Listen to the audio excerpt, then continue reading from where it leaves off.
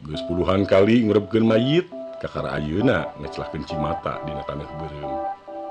Panonna mong keneh kana lebah dapuran haur. Seuneu dina padudaan geus pareum sorangan. Nya geuning sakieu cuang cieungna ditinggalkeun ku batur hirup teh.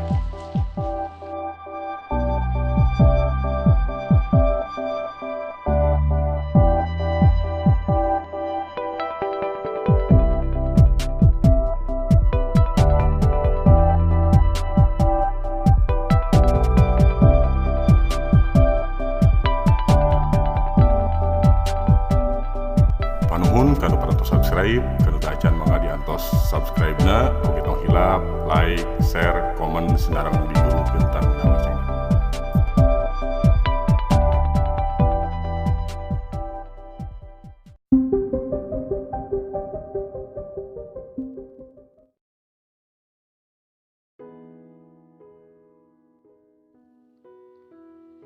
Biasana sok rada marah mai ari ngadenge aya nu maot teh. Malah mun kongang mah hayang surat awaningku asa dibere milik. Tapi sok gancang nyumputkeun semu inggis katohyan kudu keur manggih karerepet. Tada teuing matak jadi omongna batur keur manggih ka sedih ari ieu kalah ka atoh. Nya hirup teh gumantung kanu maot. Komo deui ayeuna mah geus cueut ka hareup, geus sarerempo, geus teu kaduga balang siar. Minangka pakasaban sapopoena teh ukur neangan daun cau di kompetan jualeun ka pasar. Kitu oge teu bisa unggal poe, da puguh geus kurang tanaga teh. Atuh hasilna oge seuseut naker dipake hirup teh. Angot saprak pamajikanana gering ripuh mah. Lebe oyo di lembur Cihaur mah geus moal aya nu bireuk. Purah ngurus nu maot, purah ngimaman tahlil, ti mimiti tiluna nepi ka 100. Luwih deui kolot anu perceka kana elmu ngurebkeun mayit, iwati lebe oyo. Najan umurna geus ngagayuh ka 80 tahun, najan ngomongna geus balelo, tapi ku urang lembur dipercaya keneh. Pang-pang nama lantaran eueuh deui kolot nu pangabisana kawas lebe oyo. Ari urusan nu maot teh ceuk urang lembur oge.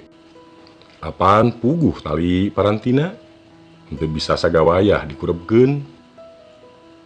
Tingora nepi ka ayeuna geus cetuk dawuk pagawean lebe oyo teu kungsi robah lantaran geus jadi pajabakan teh. Atuh sakalieun nganggur teh sok rada huleung jentul. Da puguh hirupna ukur tidinya tina buburu nguruskeun mayit. Sapopoena lebe oyo kasebut jalma masakat, teu boga dulur, teu boga anak, teu boga pakaya. Imahna nyangkewok ditungtung lembur handapeun dapuran haur. Ukur dibaturan ku pamajikanana nu sarua geus rerempo. Nya keur ngora mah hirupna teu walura teuing kawas ayeuna. Da puguh gede keneh tanaga. Masih keneh kaduga natak mundak ti mimiti kuli nanggung buburuh macul nepi ka sok pilajeuneun ku trak-ketrek kana batu nyieun tutunggul atawa tatapakan. Ari ayeuna basa umurna geus tunggang gunung, taya deui nu bisa diandelkeun, iwati ngadagoan nu maot. Bagawean ngurebkeun mayit teh keur lebe oyo mah matak nyambung kahirupan. Upama aya nu maot meunang 3 bulan bae mah tara susah dahar. Komo upama nu maot kasebut jelema aya, dina poean bae ka imahna sok aya nu ngirim bakakat, beasa gantang, dengan sangu sapurantina. Terus disambung ku tiluna, 7na matang puluh nepi ka 100. Saban tahlil sok dibahanan sangu tumpeng jeung rupa-rupa kaolahan. Ti mimiti opak nepi ka teng-teng angin. Urang lembur oge geus arapaleun ngurebkeun mayit teh lain pagawean enteng-enteng. Nu matak buruhna oge sok rada onyoy. Aya kasebutna mun salah jajampean dina ngurebkeun sok kabejakeun aya nu marakayangan. Nya eta oge ari lebe oyo mah tara menta buru. Pokna teh ari ngurus nu maot mah geus jadi kawajiban jalma hirup. Tapi urang lembur leuwih surti. Lebe oyo teh jelema werit, loba pangabutuh. Nu matak najan lebe oyo kekepehan oge belaan dianterkeun ka pamajikanana. Sabenerna mah lebe oyo oge geus capek jadi tukang ngurebkeun mayit teh. Ngan dalah dikumaha deui, da puguh ngan eta-etana nu bisa diandelkeun ku manehna. Dina mangsa umur nu geus tunggang gunung mah malah basa aya urang lembur anu pirajeuneun hayang diajar tata cara ngurebkeun oge. Ku lebe oyo dihoretkeun, bagarkeun teh ngora keneh, biheung kataekan, loba pasaratanana jeung alesan-alesan sejena. Padahal dina enas-enas nama lebe oyo teh sieun kasoro gawe. Geus 2 tahun di lembur teh taya nu maot. Lebe oyo minang huleng jentul bari moyan diburuan. Untung we Pak RT HDHT da mindeng kekiriman dahareun. Cacakan lamun eueuh nu haat mah boa manehna jeung pamajikanna teh kur bisa nanggeuy gado bari nungguan dapur can mewek. Minangka usahana teh neangan daun cau ka kebon.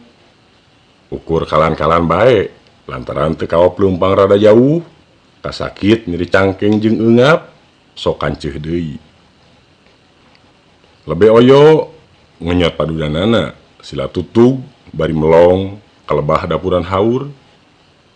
Bilik nu disarandianana meuni geus ngahelob, da puguh ampir unggal poe diseredkeun ku tonggongna.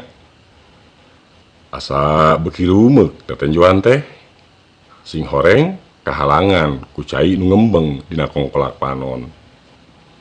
Poe ieu basa keur nawarkeun daun di pasar, lebe oyo disusulan ku Pak RT.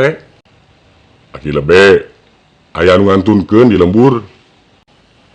Ceuk Pak RT, lebe oyo ngarenjag, semu bunga.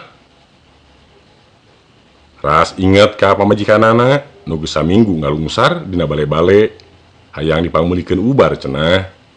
Nu matak rebun-rebun indit ka pasar oge, sugan we daun teh buru-buru payu, ladangna rek dibeulikeun kana beas.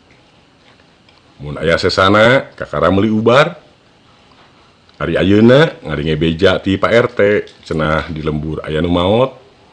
Long atuh hatena ngadadak longsong, kompetan daun gagancangan dijual sapayuna. Angkeuhan teh duit buruh ngurebkeun oge baris cukup keur meuli ubar. 2 tahun ka tukang oge sok dibere 200.000. Piraku ayeuna angger sakitu onaman. Tapi basa nepi ka lembur, lebe oyo kalakah ngajentul, teu lemek teu nyarek, ngan katara tina panonna aya nu ngembeng. Kabungah anu dibawa sapanjang lengkah teh ukur nepi ka tungtung lembur, kaganti ku nyelek dina tikoro. Sing horeng anu keur digugulung ku urang lembur teh lain sasaha deui, tapi nu nitah mangmeulikeun ubar nyaeta pamajikanna pisan. Sajongjongan mah lebe oyo ngahuleng lebah golodog, teu beunang diajak nyarita. Sapanjang hirupna kakara ayeuna manehna manggih ka sedih anu pohara. Uruskeun we atuh kumaneh RT, ceuk lebe oyo sabada leler deui. Abdi mah moal wantun ngalalangkungan, teu aya katiasa. Aki lebe nu langkung ninga. Cik neangan atuh, saha we nu sakirana bisa ngurus mayit, asa teu wasa kuring mah. Teu aya nu tiasaeun, mung aki wungkul. Sajroning nguruskeun mayit teh hatena mah teu pararugu. Katambah cimatana nyerak celakan bae. Nu sejena oge kawas kabawakeun da loba nu inghak-inghakan. FOMO dina waktuna ngurebkeun mah lebe oyo nepikan nyegruk dina tutunggul. Geus puluhan kali ngurebkeun mayit kakara ayeuna ngecelakeun cimata dina taneuh beureum. Panonna long keneh kana lebah dapuran haur. Seuneu dina padudan geus pareum kusarangan. Nya geuning sakieu cuang cieungna ditinggalkeun ku batur hirup teh. Batur oge moal bina ti kitu, tangtu sedih, tangtu ngalimba. Sok sanajan dina seuseuhanna mah geus jadi titis tulis ti mantenna. Atuh meureun kacida salahna. Boa jadi dosa nu pohara gedena. Pagawean aing nu ka tukang-tukang teh. Batur mah keur sedih. Ari ieu kalakah bunga da puguh rek nampa rejeki. Boa rejeki nu didahar ku aing jeung pamajikan teh lain rejeki halal. Tapi menang meres tina kasedih batur. Lebe oyo gegerendengan. Tapi ketang ceuk gerendengna deui can tangtu ditarima eta rejeki teh lamun hirupna sarua cukup mah. Ieu mah apan ukur keur numbuhan hirup ti poe ka poe. Aing oge salah deui. Naha elmu ngurebkeun mayit henteu diturunkeun ka batur. Padahal apan loba nu hayangeun. Kumaha lamun anu maot teh aing sorangan. Saha nu nek nguruskeunana. Lebe oyo cengkat. Koreleng tapipir panonna nyerangkeun ka laneuh. Katembong keneh rentulna batu. Sapanjang walungan jalan satapak pungkal pengkol meulah pasawahan. Isukna lebe oyo katembong adu regeng manggulan batu ti walungan meni bangun ripuheunaker. Batu teh dikumpulkeun di buruan terus diketrekan dijieun tutunggul. Aya oge nu dijieun tetapakan, coet, lulumpang jeung barang-barang tina batu sejena. Basa hiji poe Pak RT ngaliwat ku lebe oyo digoroan. Ete bejakeun ka urang lembur. Kuring mah geus moal ngurus mayit deui. Ngan bisi isuk pageto kuring maot. Omat panguruskeun ka sarerea. Pokna Pak RT tibang kerung tapi terus ungeuk bari ngaleos. Meunang sababaraha poe mah ti lebah imah lebe oyo sok kadenge sora nu ngetrekan batu. Berang peuting taya eureuna.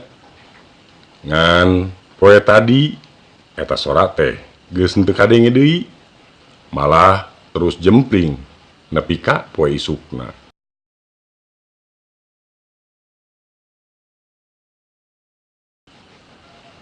Dicutat tina sundanews.com. Pamirsa, rupi namung sakitu anu tiasa kapihatur. Kirang langkung nasim kuring nyuhunkeun dihapunten. Billahi taufik wa hidayah. Wassalamualaikum warahmatullahi wabarakatuh.